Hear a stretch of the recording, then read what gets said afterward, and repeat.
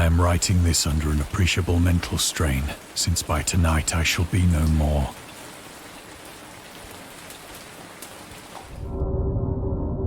During the game, you will encounter interactive elements. Some of them will allow you to continue your journey. Others reveal interesting facts about the original short story, its historical background, and the author. Some of the trivia is hidden. In order to find these secrets, focus your eyes and look for the Elder Sign. You can also access all the found facts later. They will be available in the main menu. Okay.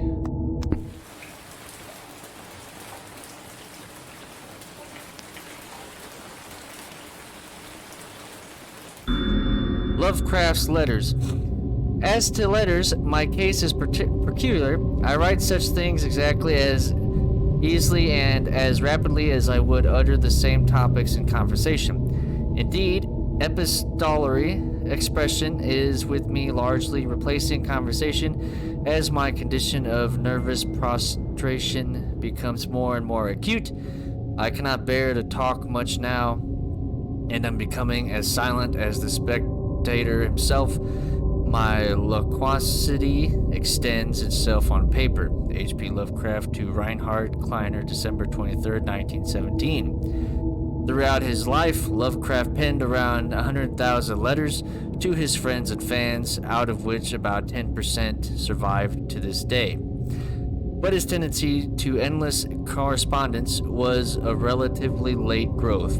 In youth, I scarcely did any letter writing, thanking anybody for a present was so much as an ordeal that I would rather have written a 250-line pastoral or a 20-page treatise on the rings of Saturn. Selected letters 1929, 1931, H.P. Lovecraft. Lovecraft would often skip meals to afford postage. Collections of his correspondence have been published in various books, and selected letters can be found online. Some readers consider them his most important legacy.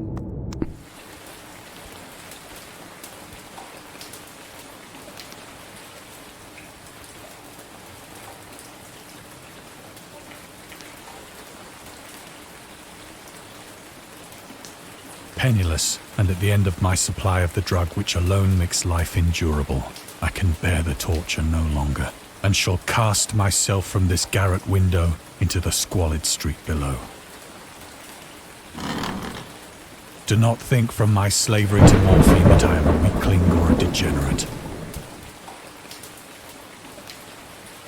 When you have read these hastily scrawled pages, you may guess, though never fully realize, why it is that I must have forgetfulness or death.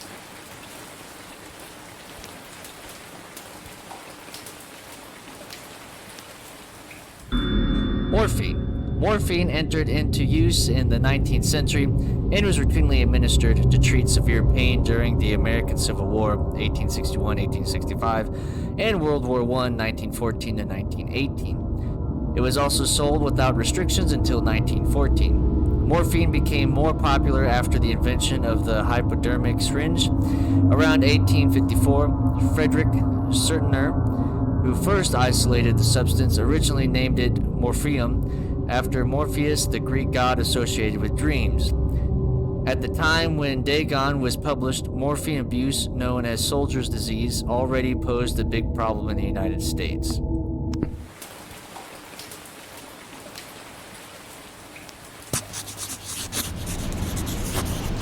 It was in one of the most open and least frequented parts of the broad Pacific that the packet of which I was supercargo fell a victim to the German sea raider.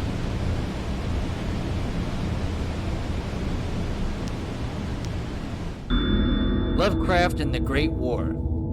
Dagon was written around a month after the United States entered World War I. Lovecraft was actively interested in its course. He composed many poems in which he gave encouragement to soldiers and commented on the events unfolding in Europe. He tried to enlist in the army, which he mentioned in one of the letters to Reinhard Kleiner. Some time ago, impressed by my entire uselessness in the world, I resolved to attempt enlistment despite my almost invalid condition. I argued that if I chose a regiment soon to depart for France, my sheer nervous force, which is not inconsiderable, might sustain me till a bullet or piece of shrapnel could more conclusively and effectively dispose of me. Letters to Reinhard Kleiner, H.P. Lovecraft. But even though he passed the physical exam, his mother prevented him from going to the war. She has threatened to go to any lengths, legal or otherwise, if I do not reveal all the ills which unfit me for the army. I am Providence, the life and times of H.P. Lovecraft, S.T. Joshi.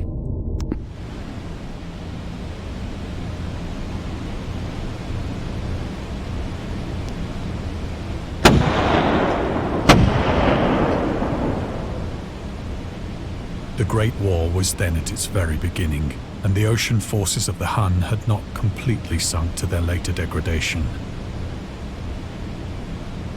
So that our vessel was made a legitimate prize, whilst we of her crew were treated with all the fairness and consideration due us as naval prisoners.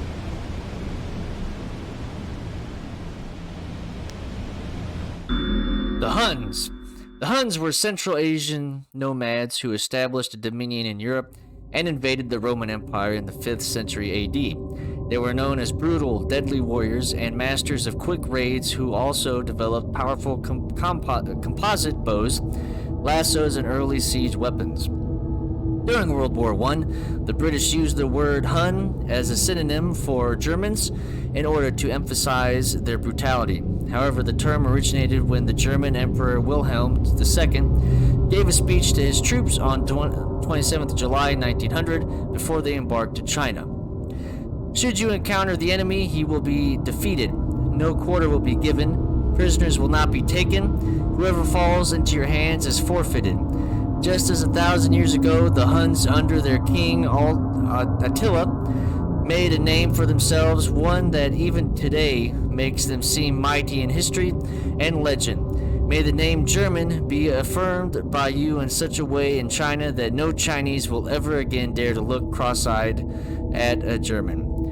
The refusal to take prisoners was a clear breach of the laws and customs of war adopted during the First Hague Convention in 1899.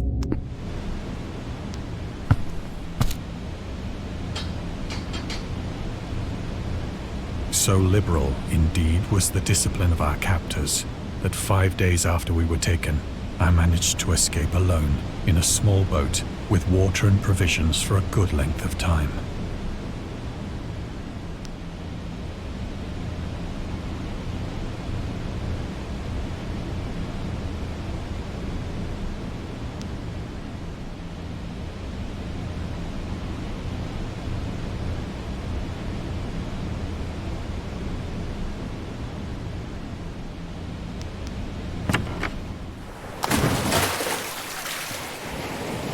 When I finally found myself adrift and free, I had but little idea of my surroundings.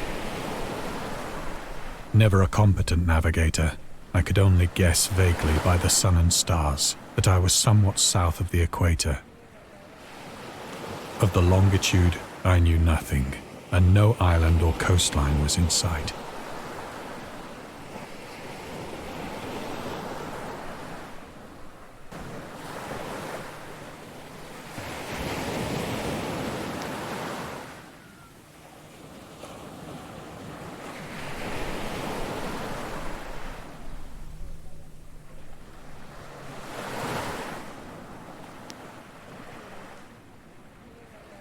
The weather kept fair, and for uncounted days I drifted aimlessly beneath the scorching sun, waiting either for some passing ship or to be cast on the shores of some habitable land.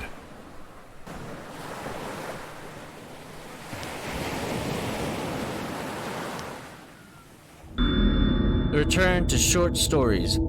Dagon was written in July 1917 and first published in 1919 in The Vagrant, an amateur magazine focused on the supernatural. The story is the first of his stories that introduced an element from the Cthulhu mythos.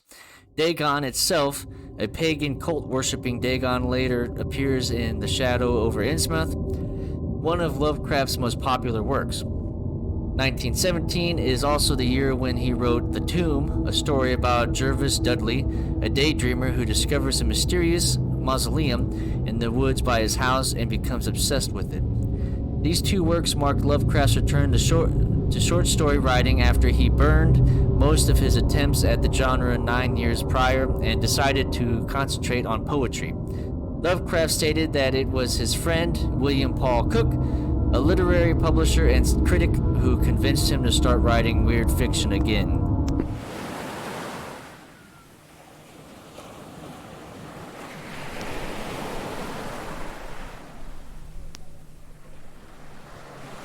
But neither ship nor land appeared, and I began to despair in my solitude upon the heaving vastness of unbroken blue. The change happened whilst I slept. Its details I shall never know, for my slumber, though troubled and dream-infested, was continuous.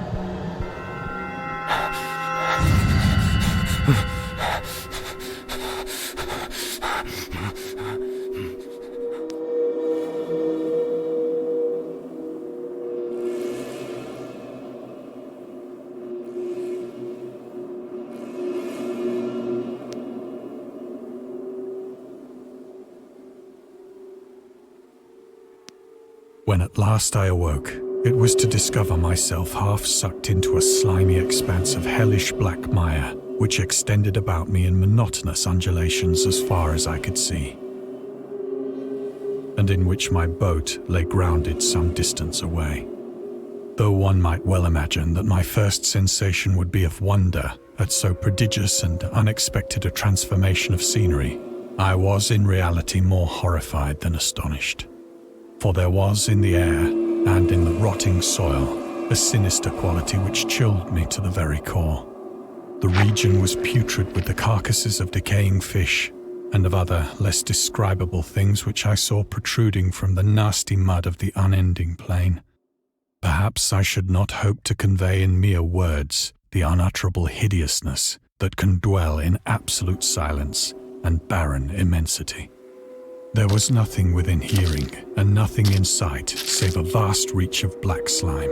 Yet the very completeness of the stillness and the homogeneity of the landscape oppressed me with a nauseating fear. The sun was blazing down from a sky which seemed to me almost black in its cloudless cruelty, as though reflecting the inky marsh beneath my feet.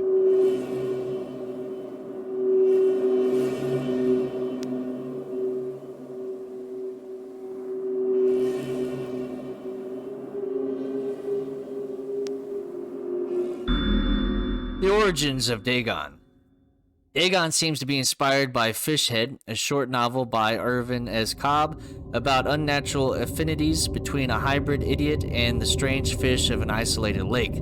Supernatural horror in literature, H.P. Lovecraft. And Lovecraft's dream about a strange island emerging from the ocean and him crawling in the ooze that covered its surface.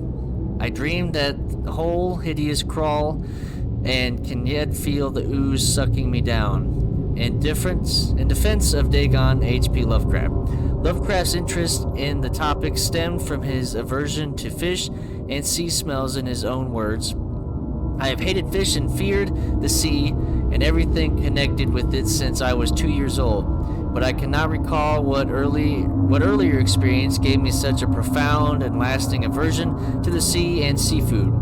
The Dweller in Darkness, Lovecraft, 1927, Donald Wandery.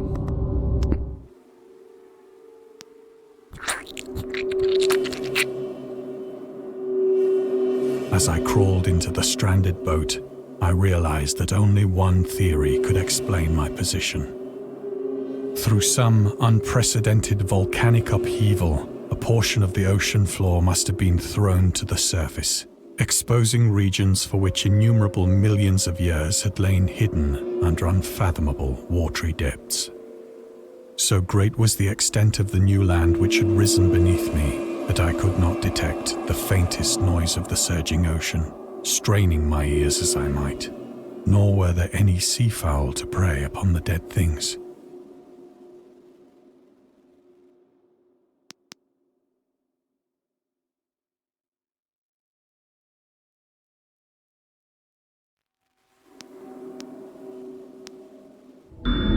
The mystery of volcanic islands. Volcanic eruptions sometimes result in the creation of islands. Most of them are transient and erode after some time, but some prove permanent. The floating pumice, porous rock created when sulfur-heated pressure rocks is ejected from a volcano, can move across long distances and transport barnacles and macroalgae that cling to it. In 2001, rafts of pumice created during the eruption of a volcano near Tonga, Polynesia, eventually reached Australia.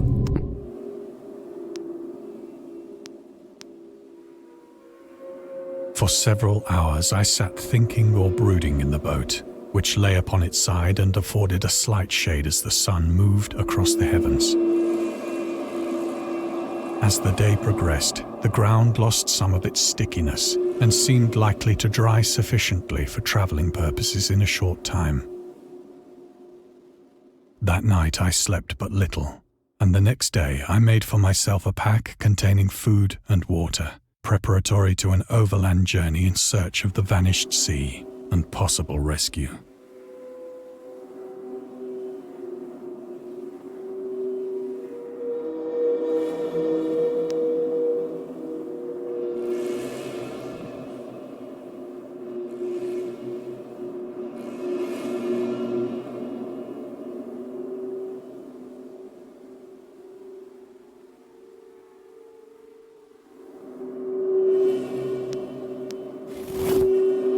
On the third morning, I found the soil dry enough to walk upon with ease. The odor of the fish was maddening, but I was too much concerned with graver things to mind so slight an evil, and set out boldly for an unknown goal.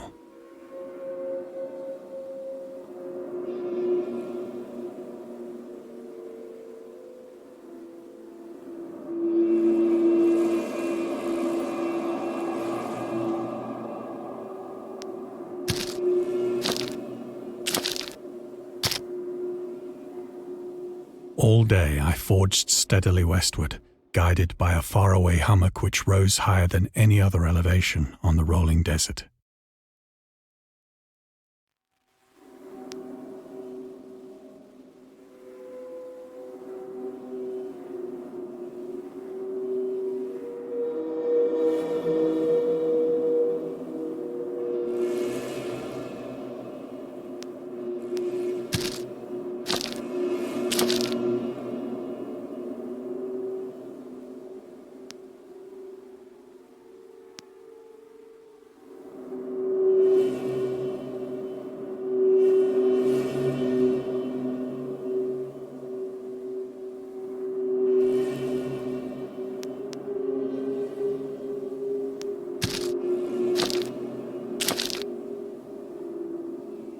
That night, I encamped, and on the following day still travelled toward the hummock, though that object seemed scarcely nearer than when I had first espied it.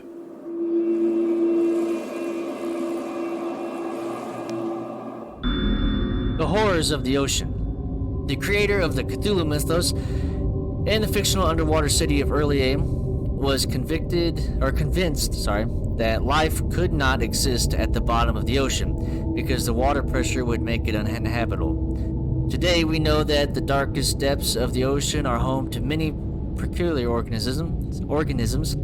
The deepest dwelling fish we have discovered so far, the Mariana snailfish, can live about 8,000 meters, more than 26,000 feet, below the ocean's surface in never-ending darkness, and at hellishly crushing pressures, hundreds of the time stronger than those found at sea level. Upon glancing at the modern photos of deep-sea creatures such as the anglerfish, the fangletooth, or the viperfish,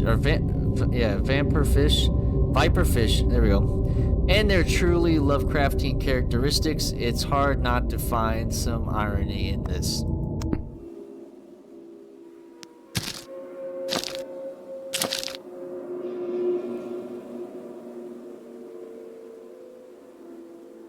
By the fourth evening, I attained the base of the mound, which turned out to be much higher than it had appeared from a distance. An intervening valley setting it out in sharper relief from the general surface. Too weary to ascend, I slept in the shadow of the hill.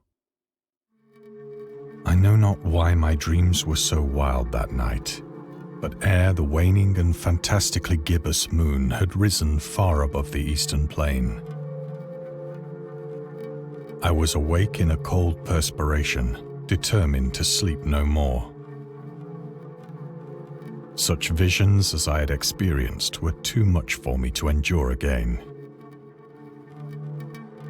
And in the glow of the moon I saw how unwise I had been to travel by day. Without the glare of the parching sun, my journey would have cost me less energy. Indeed, I now felt quite able to perform the ascent which had deterred me at sunset. Picking up my pack, I started for the crest of the eminence.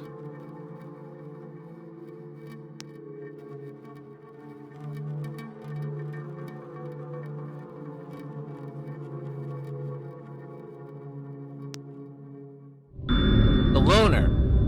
Contrary to popular opinion, Lovecraft was not an ever-frowning, eccentric, grumpy loner. He considered himself to be a person who appreciated humor. Moreover, he would often meet with friends in his apartment or at various cafes in Brooklyn and Manhattan. At times, his social life was so intensive, his work would suffer for months.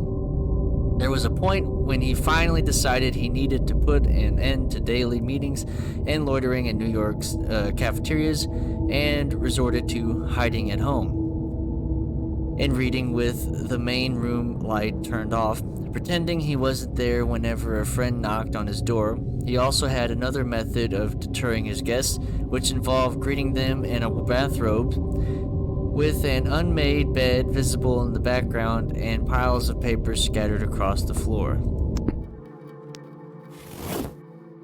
I have said that the unbroken monotony of the rolling plain was a source of vague horror to me. But I think my horror was greater when I gained the summit of the mound and looked down the other side into an immeasurable pit or canyon, whose black recesses the moon had not yet soared high enough to illumine. I felt myself on the edge of the world, peering over the rim into a fathomless chaos of eternal night.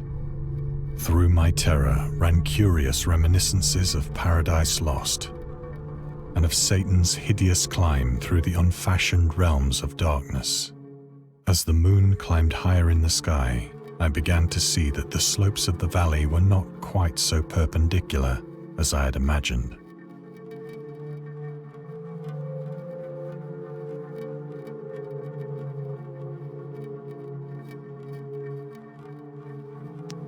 Ledges and outcroppings of rock afforded fairly easy footholds for a descent, whilst after a drop of only a few hundred feet, the declivity became very gradual.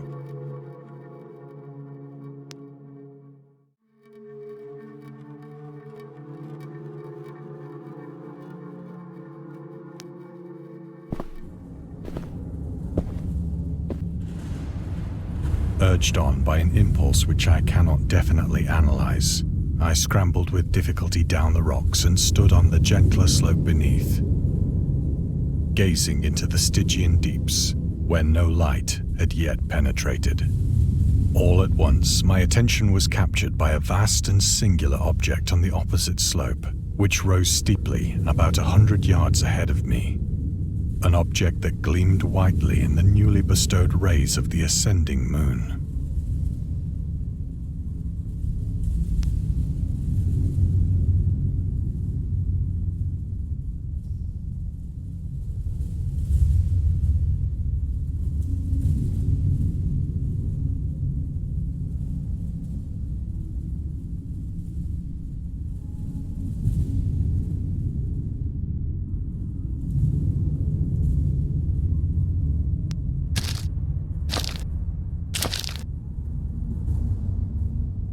That it was merely a gigantic piece of stone, I soon assured myself. But I was conscious of a distinct impression that its contour and position were not altogether the work of nature.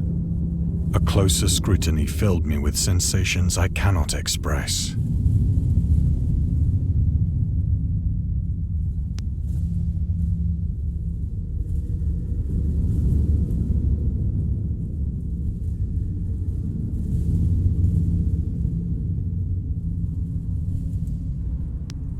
For despite its enormous magnitude and its position in an abyss which had yawned at the bottom of the sea since the world was young,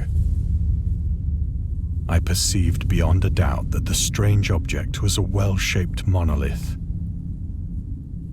whose massive bulk had known the workmanship and perhaps the worship of living and thinking creatures.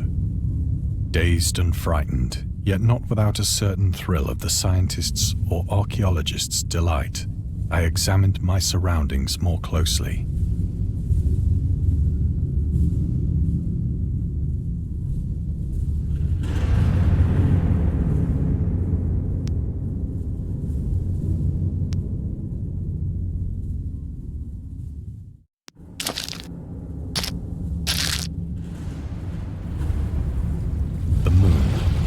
The zenith shone weirdly and vividly above the towering steeps that hemmed in the chasm,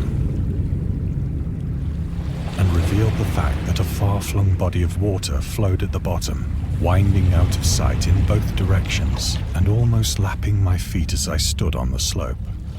Across the chasm, the wavelets washed the base of the cyclopean monolith, on whose surface I could now trace both inscriptions and crude sculptures.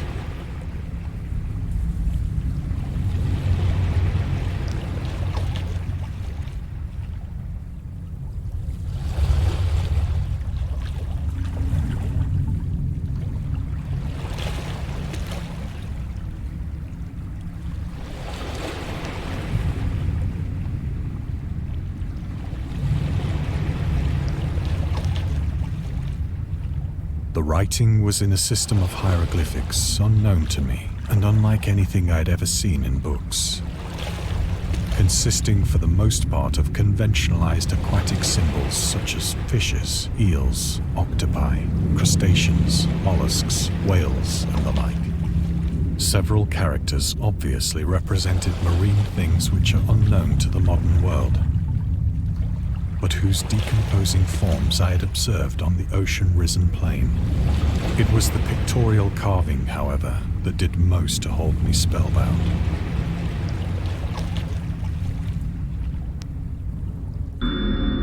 Storytelling methods. Dagon contains many themes and storytelling methods that Lovecraft developed in his later works, such as telling the story through carvings at the Mountains of Madness, the Nameless City, journals and characters' notes, the shadow out of time, the haunter in the dark, islands emerging from the ocean, Call of Cthulhu, or fictional beings and deities based on real events and mythologies, Migo and the Whisper in the Darkness. It's also considered the origin of the popular Cthulhu mythos. Some of Lovecraft's other stories also conclude in a manner similar to Dagon, but let's skip the details in order not to spoil the ending. Plainly visible across the intervening water on account of their enormous size were an array of bas-reliefs whose subjects would have excited the envy of a Doré. I think that these things were supposed to depict men, at least a certain sort of men, though the creatures were shown disporting like fishes in the waters of some marine grotto, or paying homage at some monolithic shrine which appeared to be under the waves as well. Of their faces and forms I dare not speak in detail, for the mere remembrance makes me grow faint. Grotesque beyond the imagination of a Poe or a Bulwer, they were damnably human in general outline, despite webbed hands and feet, shockingly wide and flabby lips, glassy, bulging eyes, and other features less pleasant to recall. Curiously enough, they seemed to have been chiseled badly out of proportion with their scenic background, for one of the creatures was shown in the act of killing a whale, represented as but little larger than himself. I remarked, as I say, their grotesqueness and strange size, but in a moment decided that they were merely the imaginary gods of some primitive fishing or seafaring tribe. Some tribe whose last descendant had perished eras before the first ancestor of the Piltdown or Neanderthal man was born.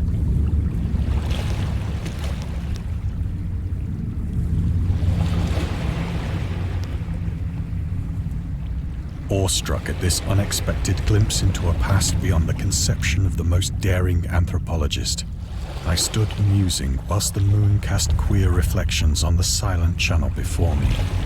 Then, suddenly, I saw it. With only a slight churning to mark its rise to the surface, the thing slid into view above the dark waters. Polyphemus-like and loathsome, it darted like a stupendous monster of nightmares to the monolith, about which it flung its gigantic scaly arms, the while it bowed its hideous head and gave vent to certain measured sounds.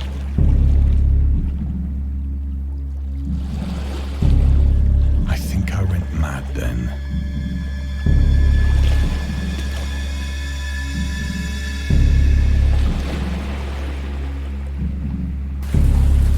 Of my frantic ascent of the sloping cliff, and of my delirious journey back to the stranded boat, I remember little.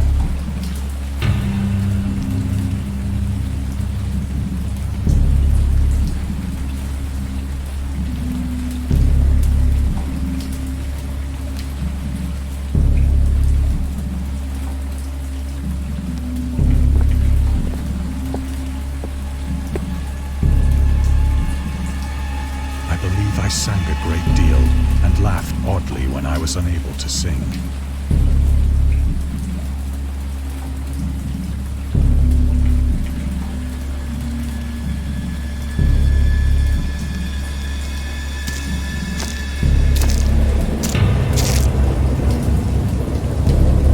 I have indistinct recollections of a great storm sometime after I reached the boat. At any rate, I know that I heard pearls of thunder and other tones which nature utters only in her wildest moments.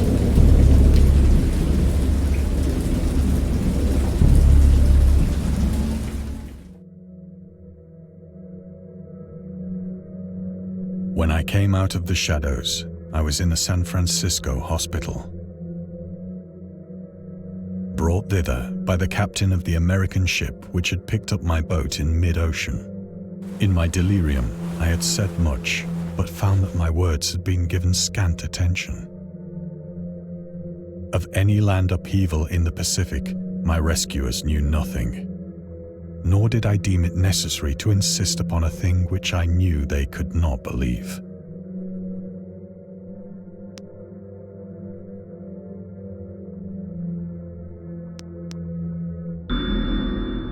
The Defense of Dagon.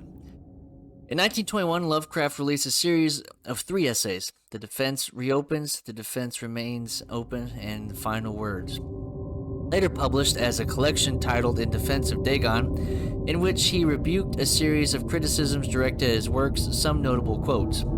I paint what I dream, and will let the public settle the rest amongst themselves. Mr. Monday asks the brazen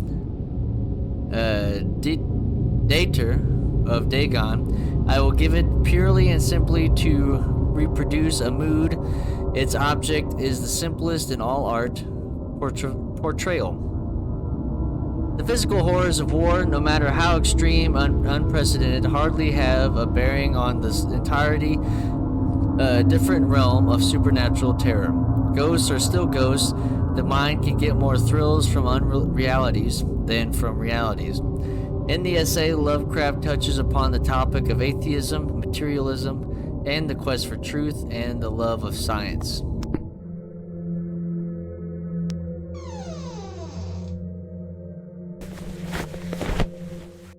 Once I sought out a celebrated ethnologist. and amused him with peculiar questions regarding the ancient Philistine legend of Dagon, the fish god.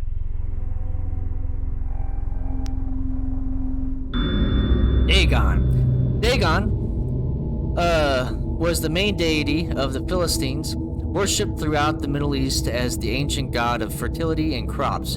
In Hebrew, the word Dagon was a common noun for grain. The rulers of Akkad, Mesopotamia, chose him as the patron saint of their war conquest. He also appeared as the judge of the dead in an Assyrian poem and an underworld prison warden in one of the Babylonian texts. He is often mistakenly taken for a fish god due to the wrong interpretation of his name, as in Hebrew the word dag means fish. In H.P. Lovecraft's work, Dagon is an underwater deity ruling over the deep ones, a humanoid race with fish traits that resides in the ocean. He is worshipped by a secret cult called the Esoteric Order of Dagon.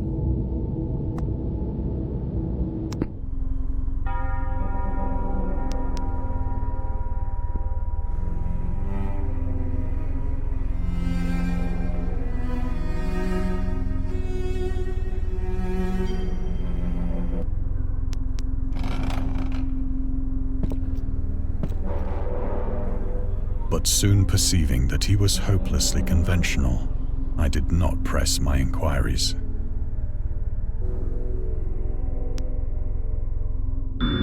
August Derleth and the Cthulhu Mythos. August Derleth was an American writer and anthologist. He also befriended Lovecraft and published many of his works through his company, Arkham House. Although he greatly contributed to the popularization of the author's work, after his death, he is surrounded by numerous controversies. One of his most questionable decisions involved introducing the good versus evil doctrine. Derleth was a devout Catholic to the Cthulhu Mythos, which contrasted with Lovecraft's view of the world and his approach to cosmic horror. As a result, the author's works are often misunderstood and misrepresented in today's culture. It is also worth noting that Lovecraft was never really interested in creating a mythology, and the term Cthulhu Mythos was coined by Derleth after the author left the mortal plane. The Marketer. Lovecraft's attempts to find a job in 1925 were influenced by advice he received from his friends. Among others, he started freelancing for a marketing magazine where he would write announcements and commercials. Feel free to judge his copywriting skills for yourself. From an ad for Curtis Woodwork embraces both the usual structural units and the cleverest contrivances of built-in or permanent furniture, such as bookcases, dressers, buffets, and cupboards. Every model is conceived and created with the purest heart, ripest scholarship, and mellowest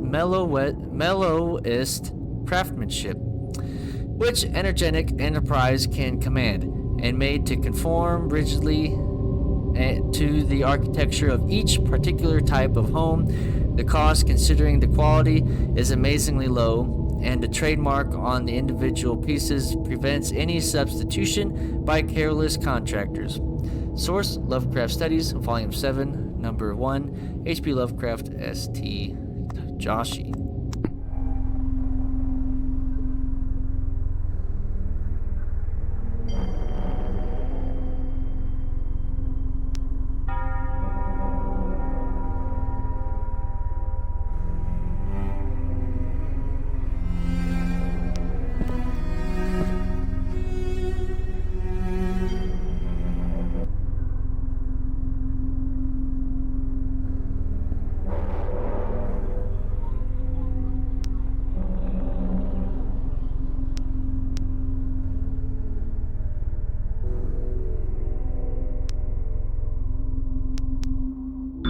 Scientist. These days, the word scientist is a widely accepted term, but at the time Dagon was published, it was subject to a wide debate. After the author used it in the story, critics pointed out that man of science was a more appropriate term to employ. He admitted in defense of Dagon that if Dagon were to be reprinted, he would indeed use the phrase they suggested. Scientist was coined as an analog to artist to be used when referring to those studying different branches of science. Yet in the 19th and early 20th century, scientific researchers in Great Britain and the United States were of the opinion that man of science, resembling the term man of letters, was the only proper choice. Among other things, it was gender specific, indicating that science was an endeavor to be pursued by only one sex. The term scientist became more accepted only after World War II, and man of science started fading into obscurity as an old-fashioned synonym.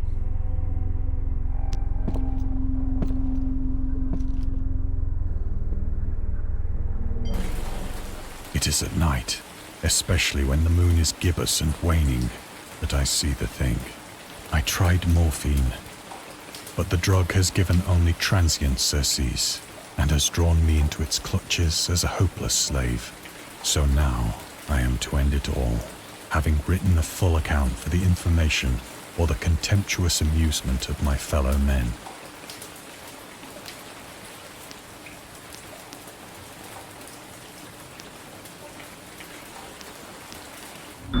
Lovecraft on tobacco and alcohol. Lovecraft hated tobacco, even though he used to smoke when he was 12 in order to look and feel like an adult. In his correspondence with friend Reinhard Kleiner, he claims that he quit as soon as he started wearing long pants. He also had a very strong opinion about alcohol, as evidenced by his letter to Zelia Brown, dated 13th February 1928. As for the matter of drinking, I have never tasted intoxicating liquor and never intend to. Having a strong aesthetic disgust at anything which blunts or coarsens the delicate natural equipoise of the involved human intellect and imagination. Drinking excited my personality, repugnance, hence, I don't drink, let the herd do what they will. I am rather in favor of prohibition, the prohibition of any one antisocial force as well as any other. Source: The Spirit of Revision, Lovecraft's letter to Zelina Brown, Reed Bishop, H.P. Lovecraft, Sean Branney, and Andrew Lemon, S.T. Joshi. Often, I ask myself if it could not all have been a pure phantasm, a mere freak of fever, as I lay sun-stricken and raving in the open boat after my escape from the German man-of-war. This I ask myself, but ever does there come before me a hideously vivid vision in reply. I cannot think of the deep sea without shuddering at the nameless things that may at this very moment be crawling and floundering on its slimy bed, worshipping their ancient stone idols and carving their own detestable likenesses on submarine obelisks of water-soaked granite. I dream of a day when they may rise above the billows to drag down into their reeking talons the remnants of puny, war-exhausted mankind. Of a day when the land shall sink and the dark ocean shall ascend amidst universal pandemonium.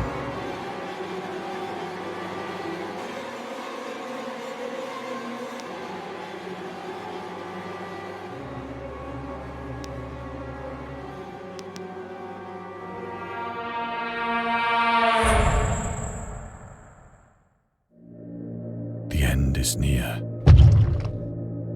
I hear a noise at the door, as of some immense slippery body lumbering against it.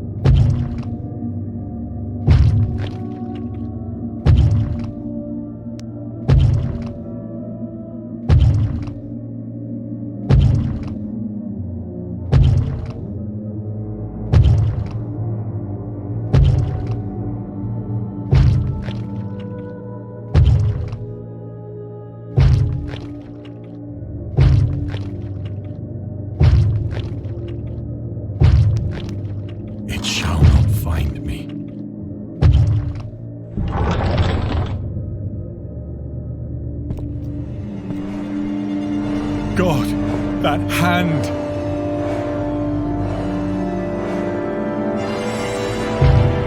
The window! The window!